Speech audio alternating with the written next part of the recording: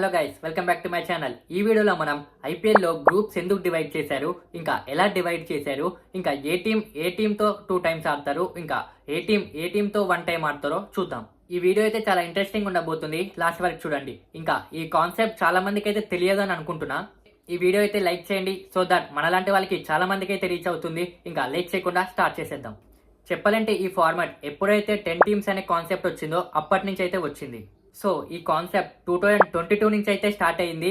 కానీ 2022కి 2026కి ఒక చిన్న డిఫరెన్స్ అయితే ఉంది. సో ఫస్ట్ మనం 2026 ఏంటో చూసేద్దాం. మొత్తం అందరికీ వచ్చే ఫస్ట్ క్వశ్చన్ ఏంటంటే, అసలు గ్రూప్స్ కింద ఎందుకు డివైడ్ చేయాలి? దానికి ఆన్సర్ ఏంటంటే, మనకి 8 టీమ్స్ ఉన్నప్పుడు 7x2 14 గేమ్స్ అయితే ఆడేవారు. ఒకటి హోమ్ గేమ్, ఒకటి అవే గేమ్. సో అప్పుడు ఏ ఈక్వేషన్ అవసరం లేకుండే. బట్ ఇవే 14 గేమ్స్ 10 టీమ్స్తో ఎలా కంప్లీట్ చేస్తారు, ఇంకా ఏ టీమ్స్తో ఆడతారు అనే డౌట్ ఉండేది. అందుకే ఈ గ్రూప్ సిస్టమ్ అనేది వచ్చింది. ఈ గ్రూప్స్ కూడా ఎలా డివైడ్ చేశారంటే, ఒక గ్రూప్ మరీ స్ట్రాంగ్ ఉండద్దు, ఇంకో గ్రూప్ మరీ వీక్ ఉండద్దు. అంటే 2 గ్రూప్స్ అనేది ఈక్వల్గా బ్యాలెన్స్డ్గా ఉండాలి. సో దీనిని మెయిన్గా దేని బేసిస్ పైన చేశారంటే, మోస్ట్ ఐపీఎల్ ట్రాఫీస్ ఎవరి దగ్గర ఉన్నాయో దానిపైన అయితే చేశారు. ఎవరి దగ్గర అయితే మోస్ట్ ఐపీఎల్ ట్రాఫీస్ ఉన్నాయో వాళ్ళని డిసెండింగ్ ఆర్డర్ నుంచి అసెండింగ్ ఆర్డర్ లాగా లిస్ట్ చేశారు. స్క్రీన్ పైన మీకు ఒక ఫోటో అయితే పెట్టాను. లిస్ట్ అయితే అలా క్రియేట్ అవుతుంది.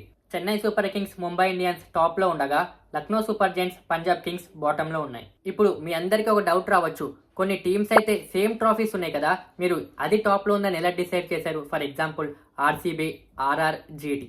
సో ఇలాంటి సిచ్యువేషన్స్ లో ఇంకొన్ని ఫ్యాక్టర్స్ పైన డిపెండ్ అవుతాయి. అదేంటంటే team performance history, most runner ups, ఇంకా సీడింగ్ ఆర్డర్. మీకు పర్ఫార్మెన్స్ హిస్టరీ ఇంకా మోస్ట్ రన్నర్ అప్స్ అనేది ఐడియా ఉంది, కానీ సీడింగ్ ఆర్డర్ ఏంటో తెలియదు. అది ఏంటో నేను చెప్తా. సీడింగ్ ఆర్డర్ అంటే ఎవరు ఫస్ట్ ట్రాఫీ కొట్టారో వాళ్ళని టాప్ లో ప్లేస్ చేస్తారన్నమాట. ఫర్ ఎగ్జాంపుల్ రాజస్థాన్ రాయల్స్ 2008లో కొట్టారు కాబట్టి వాళ్ళు టాప్ లో ఉంటారు. Next Gujarat Titans, next royal Challengers Bengaluru. So ఇప్పుడు మీకు ఒక్క ట్రాఫీ ఉన్న వాళ్ళకి ఎలా ప్లేస్ చేస్తారో అర్థమైంది అనుకుంటా. ఇంకా 0 ట్రాఫీస్ టీమ్స్ కూడా ఇలా ఓవరాల్ ఐపీఎల్ పర్ఫార్మెన్స్ ఇంకా వేరే ఫ్యాక్టర్స్ కూడా ఇన్వాల్వ్ అవుతాయి. నెక్స్ట్ ఇప్పుడు 2 గ్రూప్స్ కింద ఎలా డివైడ్ చేస్తారో చూద్దాం.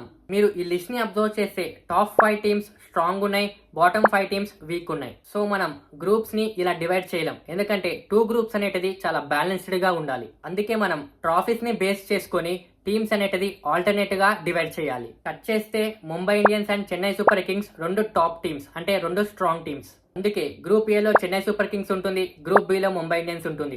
చెన్నై గ్రూప్, ముంబై గ్రూప్ అని కూడా అనుకోవచ్చు. Similarly KKR next group A Chennai team లోకి వెళ్తుంది, and SRH group B Mumbai team లోకి వెళ్తుంది. సో అలా టీమ్స్ ఆల్టర్నేటివ్ గా డివైడ్ అయ్యి 2 గ్రూప్స్ కింద ఫామ్ అవుతాయి. ఇప్పుడు గ్రూప్ ఏలో టీమ్స్ వచ్చేసి CSK, KKR, RR, RCB and Punjab.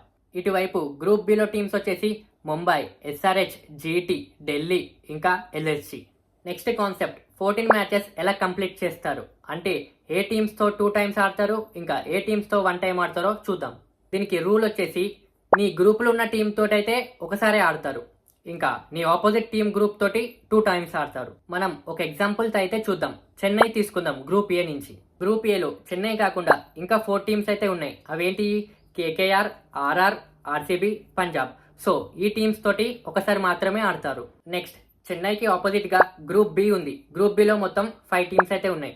Mumbai, SRH, GT, DC ఇంకా ఎల్ఎస్జీ. ఈ 5 టీమ్స్ తో చెన్నై అయితే 2 టైమ్స్ ఆడుతుంది. ఇప్పుడు మనం దీన్ని క్యాలిక్యులేషన్ చేద్దాం. సేమ్ టీమ్ తో ఒకసారి కాబట్టి 4x1 4, ఇంకా ఆపోజిట్ టీమ్ తోటి 2 టైమ్స్ కాబట్టి 5x2 10.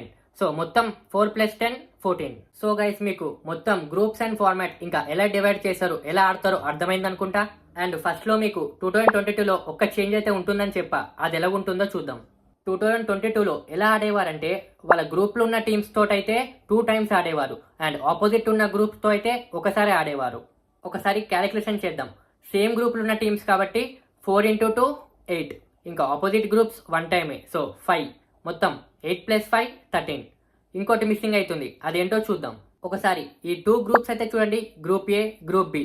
Group A Chennai, group B Mumbai. So Chennai opposite ఏముంది? Mumbai. So Chennai extra game ముంబైతో ఆడుతుంది.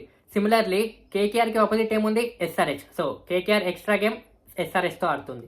అండ్ కింద 3 టీమ్స్ కూడా సేమ్ ఆపోజిట్ టీమ్స్తో ఆడుతుంది. సో గైస్, ఇదన్నమాట మ్యాటర్. మీకైతే ఏమైనా డౌట్స్ ఉంటే కామెంట్ చేయండి, నేను తప్పకుండా రిప్లై అయితే ఇస్తా. వీడియో అయితే తప్పకుండా లైక్ చేయండి, సో దట్ మనలాంటి వాళ్ళకి చాలా మందికి రీచ్ అవుతుంది. అండ్ కుదిరితే సబ్స్క్రైబ్ చేసుకోండి. మళ్ళీ నెక్స్ట్ వీడియోలో కలుద్దాం. Bye, take care.